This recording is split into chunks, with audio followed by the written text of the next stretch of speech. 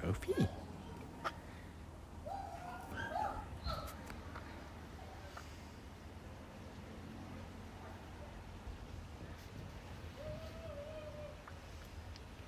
Hey gang, it's us.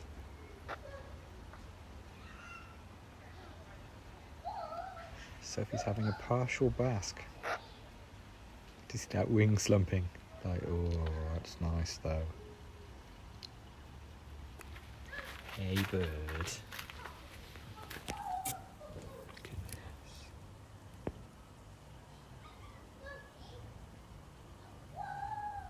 She's basking as well, which makes her look double scrag.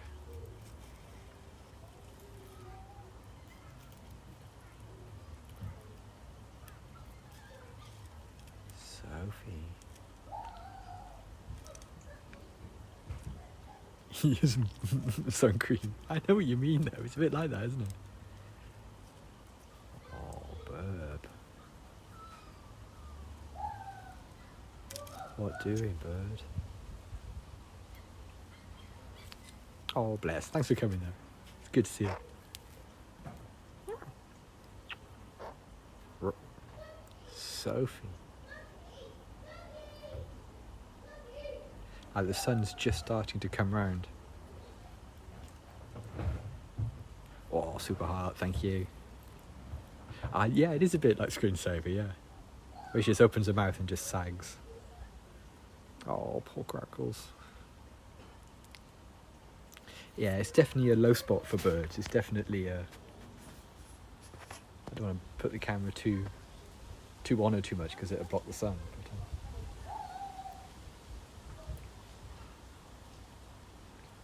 oh, Sophie.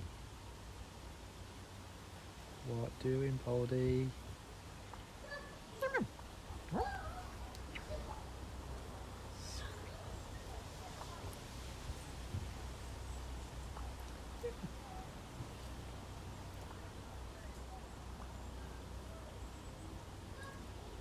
Yeah, ball spot. You can see. Ever wonder what colour magpies are? What colour magpie skin is? There you go. Pink. Bird, if I offer you my hand, we can get slightly higher up. So on here. Maybe you can find you some more sun, or is that the only bit of sun in the entire building? It's the only bit of sun in the entire building at the moment.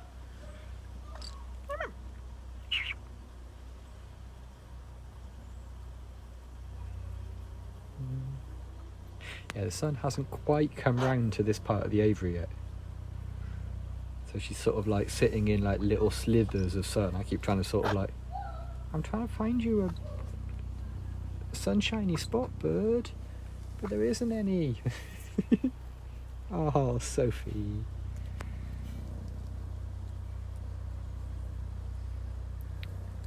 I know what you mean, because yeah, in like your mind's eye, you expect it to be the same colour as the feathers, don't you? At least I did. I must admit, is that a spot there? Is that a spot here? Oh yeah, here we go. Some sun here, burb. I must admit, I was expecting her skin to be the same sort of colour as her feathers, but no, it's like a pinky grey colour.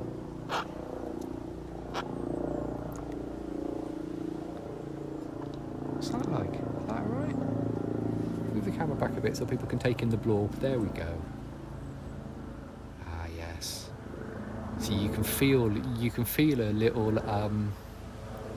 You can feel her weight change, like her weight distribution change when she blorbs, because she's sort of like the way she holds herself changes.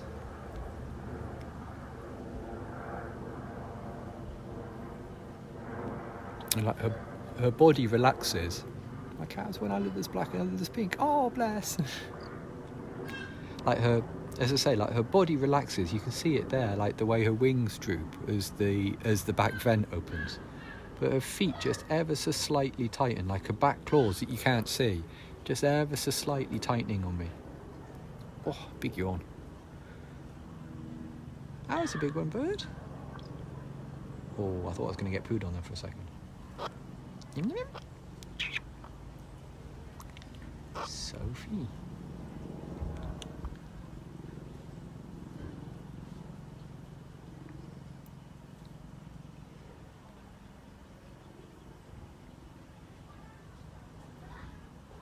Yeah, Neeps is a bit like that. Neeps has like black lip gloss, but she's got one tiny bit that's missing. She's got like one little bit on like the front of her lower lip that's skin color rather than the black. And I think it was the only reason why she wasn't considered breeding stock. Oh, there we go. There's a full blob. It was the reason why we could buy her rather than her being like handed off to breeders. Because otherwise she's stock perfect for a Norwegian forest cat.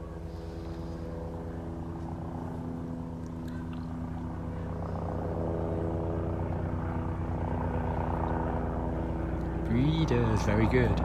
Yeah, we used to have. Hang on, let's wait for Biggles.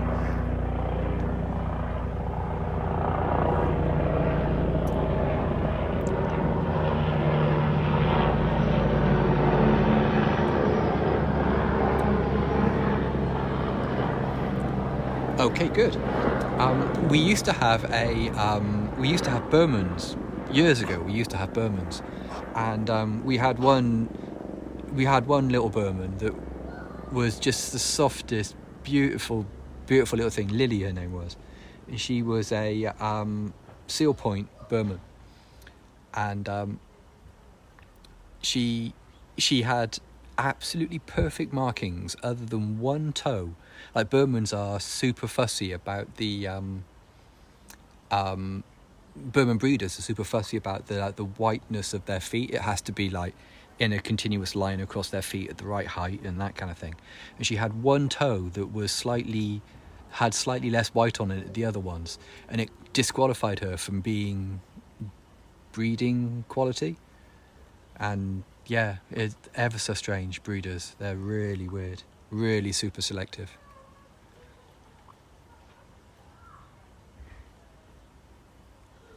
But yeah, let me just scroll through the messages because I've got a really weird handle on it. How long does she usually bask? Well, it will totally rely on the amount of sun she gets, but she will bathe bask whenever she's able. Whenever she can get a little bit of sun on her skin, she'll go basking. And yeah, she lets her mouth sag open like that purely just to lose excess heat. Because birds don't sweat, you see, so it's one of those things where it's a bit like dogs. They have to wheeze slightly to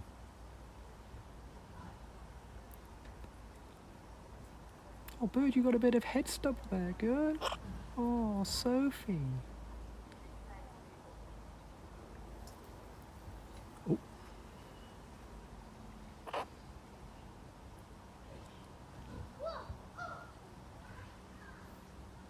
What you reckon, bird?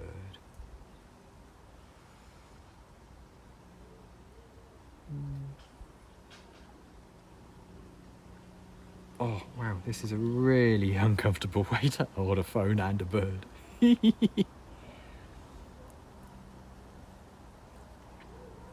if I do this, you can see that I'm sort of like, as usual, my body is contorted into all sorts of weird positions. Ah, there we go. Look at this one. Burp. And also my head's right next to the jerky factory. I really want to scratch my head, but I can't.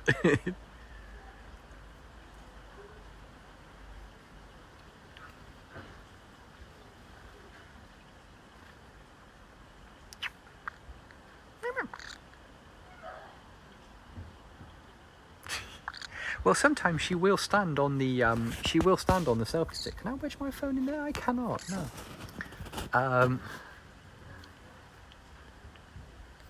Oh, did a poo. Missed me. Hey, Ken.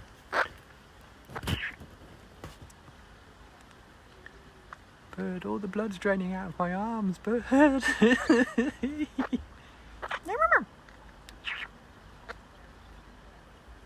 The thing I really like about her beak being open like that is you can see like there's always a little drop of moisture as well. There's always It does look turbo derpy, yeah. Oh, actually, yeah, default skin colour as peach or pink should be retired. Yeah, 100%. Yeah, skin tones vary wildly. Yeah, you're absolutely right. Oh, I've learnt these noises from living with Sophie for nearly 10 years now. She's taught me all sorts of magpie phrases. Some of which I'm sure are swearing, but yeah, she's always got like a little bead of moisture on the inside of her beak. Yeah, it's totally my fault. This is of my doing. But if you look, she probably won't open her beak now. But on the roof of her mouth, sort of thing, if you can imagine it, she's got a There's always a little drop of water. There's always a little drop of water.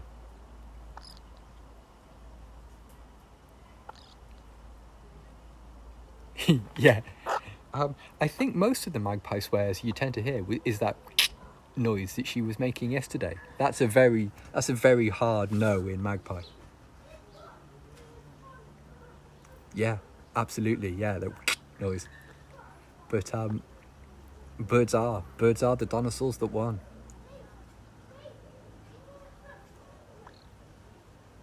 Yeah, so in the roof of her mouth, when she opens it to breathe, you can see that there's like a little part of it is dark and it like fades to like a white then pink colour, and there's always like a little drop of moisture on the darker part of the inside of her beak, which is like the bit that's linked to where her nostrils are.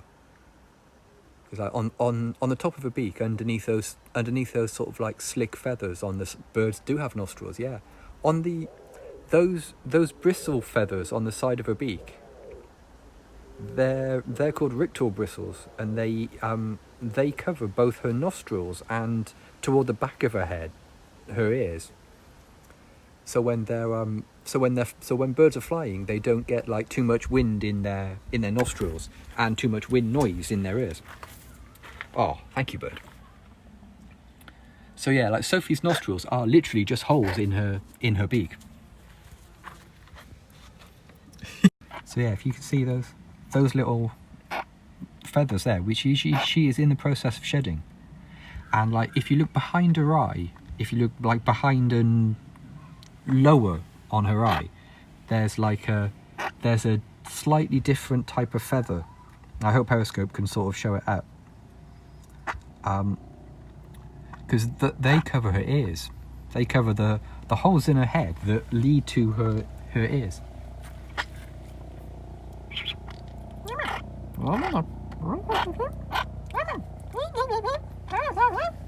Bird. She pecks me quite often in a bonding way. As she just did there. Yeah, you've just glued a whole bunch of like.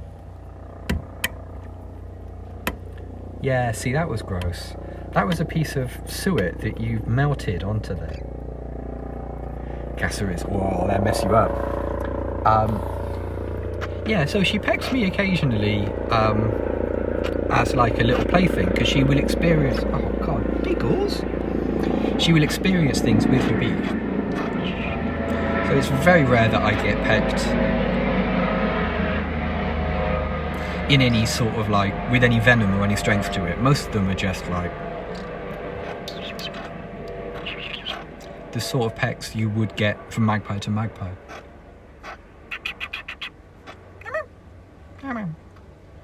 Very rare you get magro. You do occasionally get magro, but even then she'll yeah, I really am, yeah. It's the joys of living like 3/4 of a mile, maybe a mile away from a small airport. You get lots of meow. I keep trying to show you her ears now. I keep trying to show you her. Oh, huge stretch. I keep trying to rotate her to such a way that yeah, I mean she has taken my glasses a few times. Yeah, she manipulates things in space with her beak. So yeah. Right, okay, let me.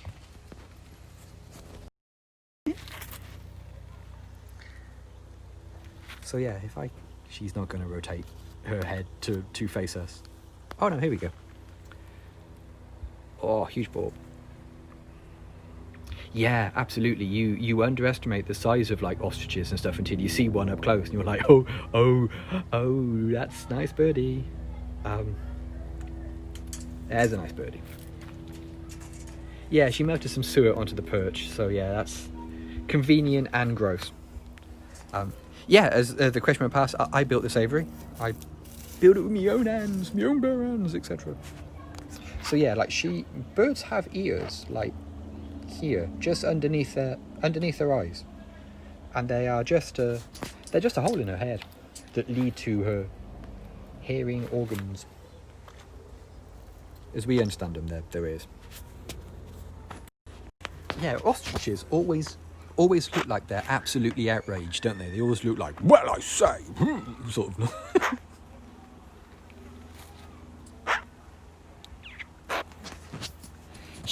I imagine it was a piece of ice, madam. I said good day, madam. I imagine it's a piece of suet that she had dunked in her gross soup and then dug out and sort of squidged into the wood because gross. Yes, you. You see? That one there, look, the bird on the screen. You Hey, bird. I tried to do it. Ugh. Magpie home cooking is absolutely grim. Shoebill, yeah, those are crazy. Absolutely crazy animals. Surprisingly aggro face as well. They look like they are absolutely primed to deck you. Oh, super hard, thank you. They look like they are just waiting for you to say the wrong thing, and they will absolutely ruin you. Nightjars are cool. A few years ago, the female arranged a night walk to hear nightjars, and it was actually really interesting. Hey, hi there. It was really interesting hearing them. Had a bit of a tough time because it was not long after I had that foot surgery I spoke about a while ago, and super hard, thank you. And it was kind of difficult to walk in the dark because it was in the countryside and I couldn't see where I was putting my feet, and there were like loads of like stones and roots and things to stand on and that kind of thing. So I found it a little bit tough. But yeah, and you hear a nightjar honking. It's really weird noise. It's a really weird, like evocative of something sort of noise. You can't quite put your finger on what it's evocative, but your brain goes, oh, that's... Wait, what? What's his bird? Hey, hi, Mum. Yeah, I'm back. You can't keep a good weirdo down. She does indeed eat insects. Yeah, she one of her favourite impromptu treats are spiders. And she gets the spiders from like the ivy that we let grow in her aviary, like this. In fact, she just fancied a little. Look, hey bird. While she's doing that, let's do a tail check. Yeah, no, it's been said. It's possible to do a tail check. There we go. Coming along very nicely. Those two middle feathers are getting quite a good length now, actually. Arachno snacks, very good. Strong. What's his bird? See, I help, you see, because I sort of I hold her up here and she goes all pointy and hunty.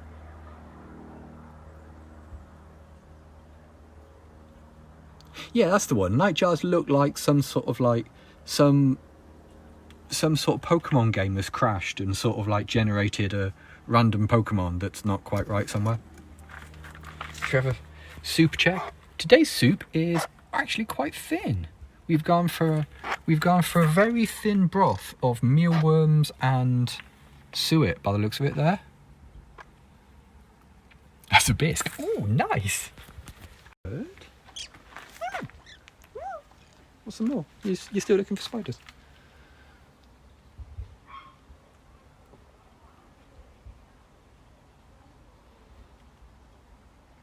You see any? I can't see any. Oh no, it's a cool leaf though.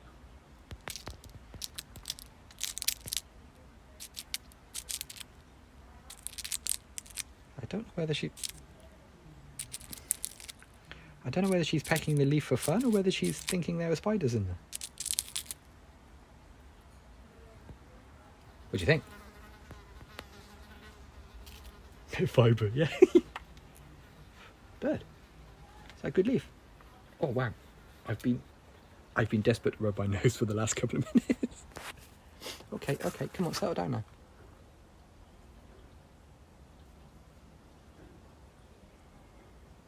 Those legs.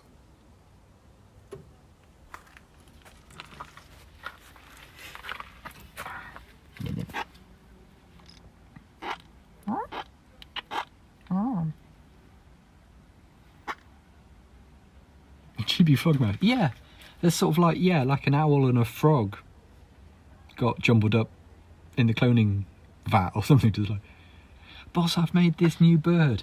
Like, you put any frog in that? No. I bet you did though, didn't you? There's 40% frog in that bird. You're messing about. Stevens, I told you not to mess with a bird creation machine. Nim nim. Bird. What? Nim nim. What you doing? Sophie. What doing, bird? What do you reckon?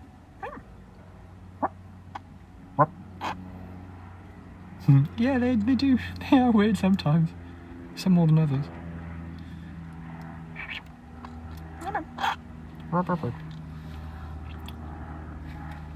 Yeah, see, that's comfortable, isn't it?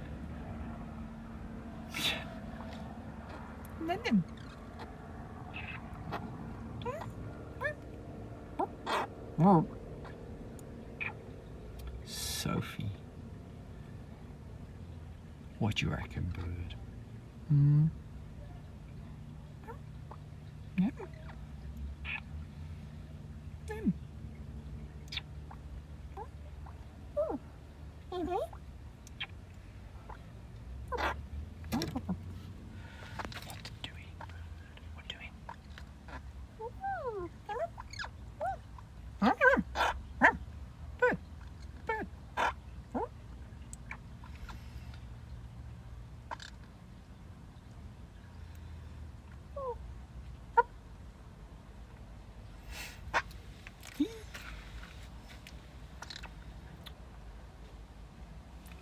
Come on, let's see if we can find you a sunbathing. Oh, another super heart, thank you.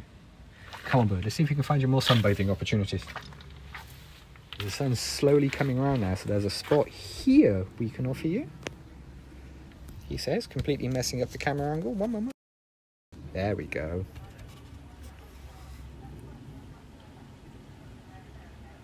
Ah, wasp, there. That went well.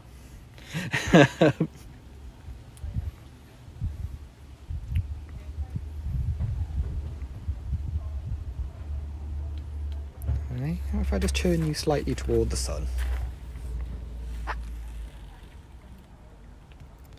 I think she has tried pecking a wasp before, but I think she very quickly realised that they are spicy flies and are not to be messed with. Extra spicy, yeah.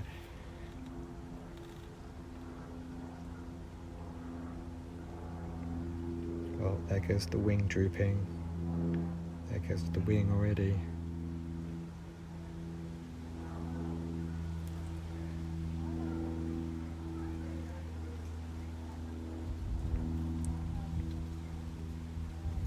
We had to rescue a bee from the kitchen window this afternoon. The cats were desperate to get to him. European nightjar cry. It's weird, isn't it? It's a very strange noise. It sounds like a haunted doll, yeah. Especially when it's in a it's one of those sort of things where you can hear the nightjars calling, but you can't see where they're coming from, and they appear to be all around you and stuff. It's a little bit Silent Hill on the quiet.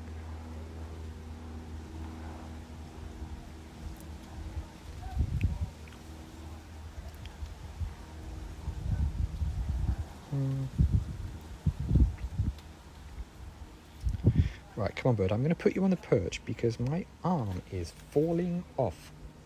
Ready? There you go. Now you sit there. Have a stretch. Meanwhile, I'm going to fish the lolly stick out of my pocket.